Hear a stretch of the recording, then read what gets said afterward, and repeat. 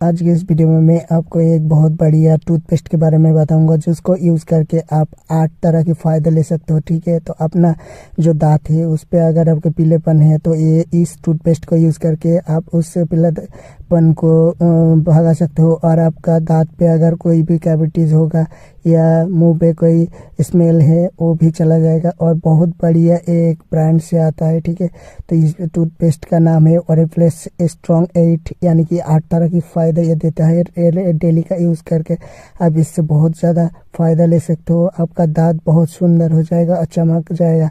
तो इस टूथपेस्ट का लिंक आपको डिस्क्रिप्शन में मिलेगा।